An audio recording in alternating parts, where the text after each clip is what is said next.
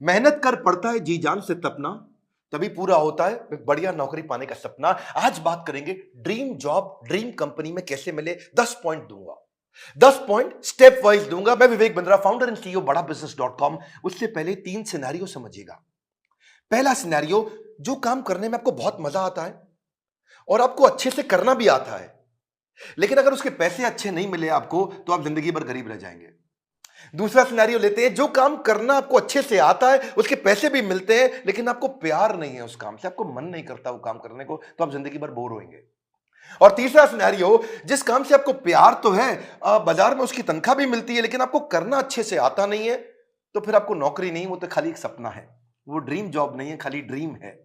सो बात समझते हैं कि 10 पॉइंट क्या किया जाए, एक अच्छे से आपको जॉब कैसे मिले। पहले जिस कंपनी में आप जॉब चाहते हैं, पहला पॉइंट है उस कंपनी के बारे में रिसर्च करो। उस कंपनी का विजन, मिशन, उसकी लीडरशिप, उसके माइलस्टोन्स, उस कंपनी के बारे में पढ़ लिख लो वहां रिज्यूमे भेजते वक्त।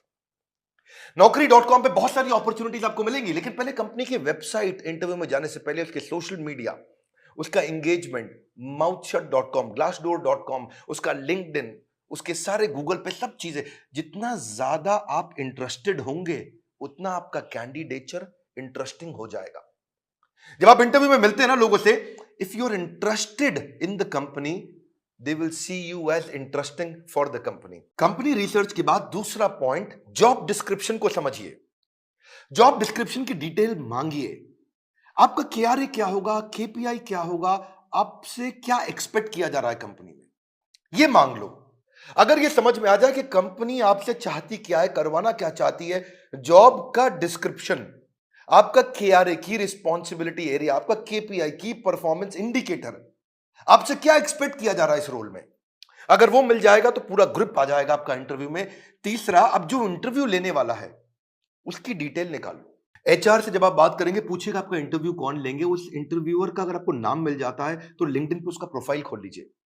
देखिए उसने क्या पोस्ट शेयर किया है, क्या आर्टिकल शेयर किया है, क्या उन्होंने कोई ब्लॉग शेयर किया है, उसके बारे में अगर आप तारीफ करेंगे, उसकी डिटेल उनको इंटरव्यू में बताएंगे, तो वो आपकी आई फॉर डिटेल को बहुत पसंद करेंगे। मेरे साथ भी होता है कई बार, जब कोई मुझको इंटरव्यू देने आता है, बोलता है सर मैं तो आपका बहुत बड़ा फैन हूं, मैं तो आपके सारे वीडियो देखता हूं, तो मैं पूछ लेता हूं टॉप 5 वीडियो कौन से देखे थे जो आपको बहुत पसंद आए और मैंने उसमें क्या बताया। पता चल जाता है कि आदमी झूठ बोल रहा है या सच बोल रहा है। अगर डिटेल में लिया अपने इंटरव्यूअर को पहचान, तो अपने इंटरव्यू को बना लोगे सुपर आसान।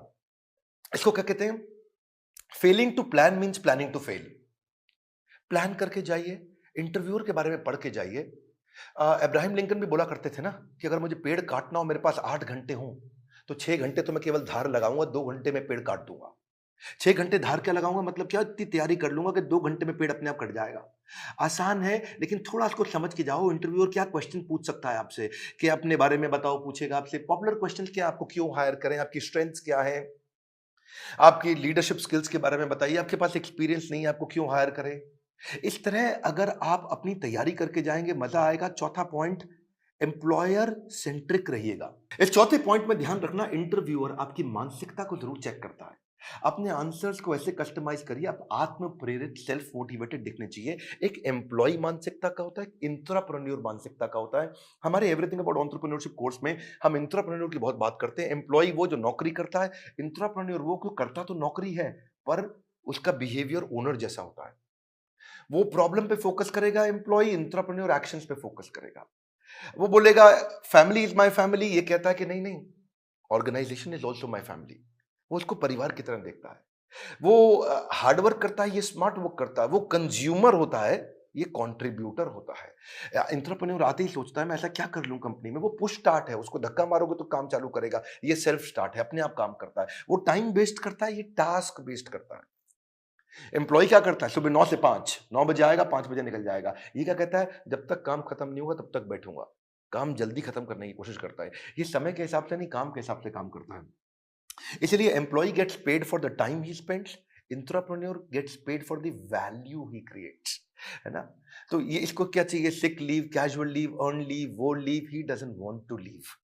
तो आपके जो आंसर है ना, वो उससे आपका नेचर, आपका बिहेवियर, आपका कल्चर पता लग जाएगा। ये ब्रेकडाउन में खत्म हो जाता है, ये ब्रेकडाउन में ब्रेक थ्रू क्रिएट कर देता है। ये बिहेवियर, नेचर पता चल जाता है। पांचवा पॉइंट, अपना असेसमेंट भी करके जाइए, जो कि आपके इंटरव्यू में दिखाई पड़ेगा। सनातन गोस्वामी चैतन्य महाप्रभु से बोले के आमी, क्या बात हुआ कि मैं हूं कौन, आप पहचानिए अपने आप को। कृष्ण ने भी गीता के अंदर बहुत बात किया, ये आपको पोजिशनिंग में हेल्प मिलेगा आपको। आप एक्शन मैन है, पीपल मैन है, आइडिया मैन है, प्रोसेस मैन है, आपकी मेजर स्ट्रेंथ्स क्या है, उसको स्किल के साथ मैच कर लीजिएगा।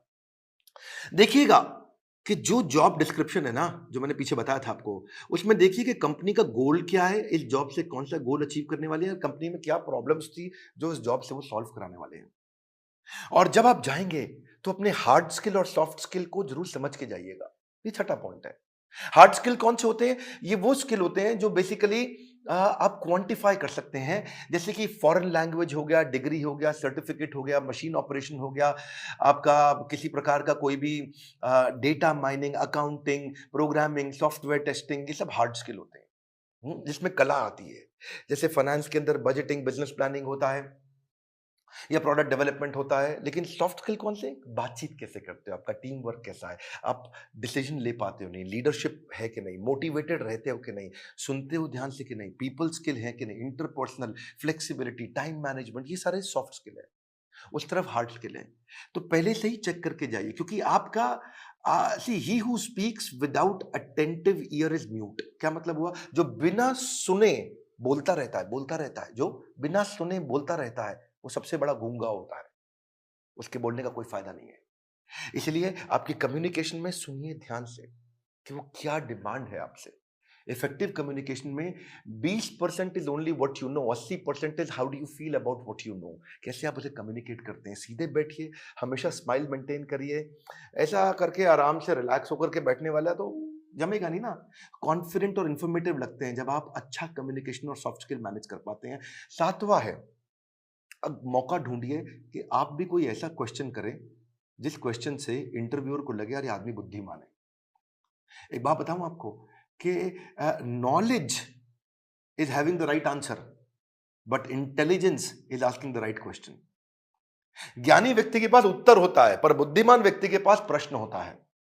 अगर आपने कोई ऐसा प्रश्न किया जिस प्रश्न से वो बहुत इंप्रेस हो सकता है, जैसे आप उनसे पूछिए इस बारे में, इस रोल से आप कौन सी प्रॉब्लम सॉल्व करना चाह रहे हैं, इस रोल के माध्यम से आप कौन सा गोल अचीव करना चाह रहे हैं, इस रोल से आप मेरी परफॉर्मेंस को कैसे इवैल्यूएट करेंगे।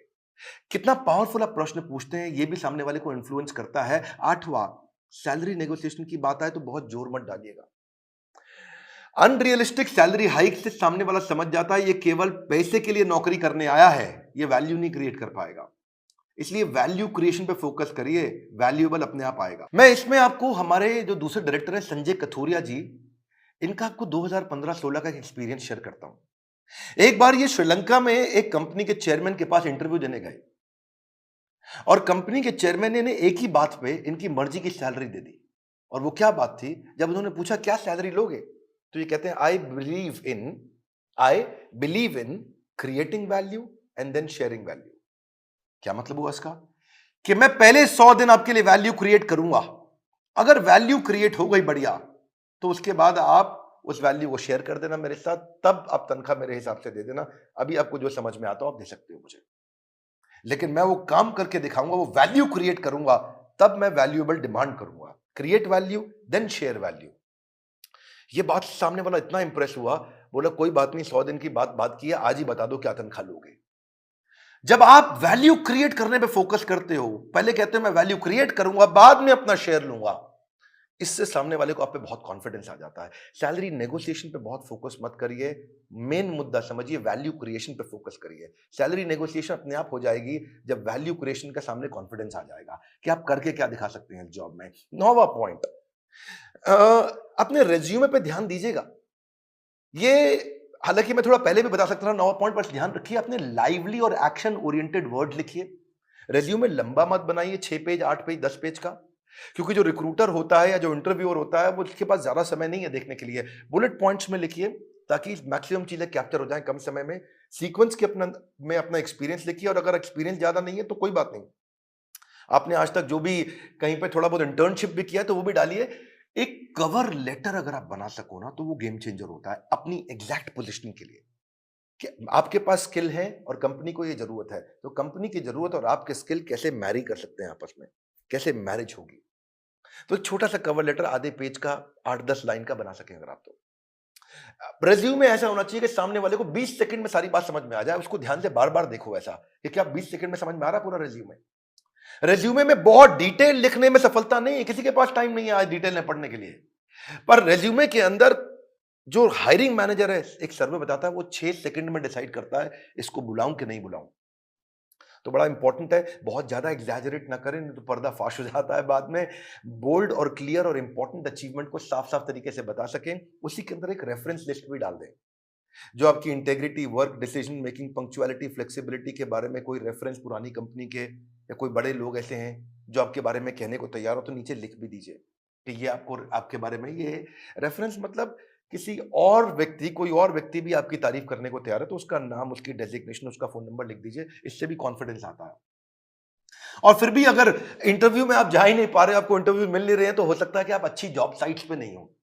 मार्केट में धक्के नहीं खाने पड़ेंगे अगर आप अच्छी जॉब साइट्स पे जाओगे। इसमें आपको फ्री ऑफ कॉस्ट बहुत सारी अपॉर्चुनिटी मिल जाती है, ऑटो नोटिफिकेशंस मिल जाते हैं, अपने आप नोटिफिकेशन आते रहते हैं, एम्प्लॉयर खुद ही आपके पास आ जाता है अगर आप अच्छी जॉब साइट्स पे जाते हो। इसमें प्रीमियम सर्विसेज भी होती हैं। बड़ी पॉपुलर जॉब साइट्स में shine.com, naukri.com, Times Ascent, Times Job और मॉन्स्टर है। लेकिन अगर आप नए हैं तो freshers world, fresherslive.com, Internshala, internship पे काम कराती है, या freelancer.com, indeed.com। अगर आप नए हैं तो इन पे जाइए। बेरोजगार खेल रहे हैं स्मार्टफोन पर ताश, ये वीडियो उनको शेयर करें, दिशा मिल सकती है बड़ी खास। मैं एक बात और बताऊंगा, हमारे प्रॉब्लम सॉल्विंग कोर्स के अंदर हमने पूरा का पूरा कोर्स इसके ऊपर बना रखा है और एवरीथिंग अबाउट एंटरप्रेन्योरशिप को भी अब 2 हिस्से में डिवाइड कर दिया है। अगर आप नए हैं, इंट्राप्रेन्योर बनना चाहते हैं या आगे चल के स्टार्टअप शुरू करना चाहते हैं तो एवरीथिंग अबाउट एंटरप्रेन्योरशिप का एक हिस्सा आपको काम आएगा। और दूसरा जो बिजनेस कर रहे हैं उनके लिए तो है ही है।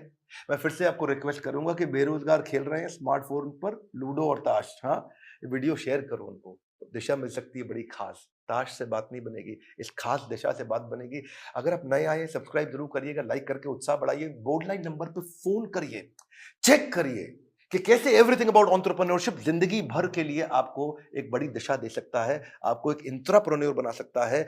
किसी को नौकरी मिले ना मिले, इंट्राप्रेन्योर की बहुत कमी है, उसको नौकरी जरूर मिलती है। हमारे साथ जुड़े रहने के लिए, दुनिया का नंबर 1 एंटरप्रेन्योरशिप यूट्यूब चैनल बनाने के लिए, वीडियो को लाइक करके उत्साह बढ़ाने के लिए आप सबका हृदय की गहराइयों से प्रेम पूर्वक बहुत बहुत धन्यवाद।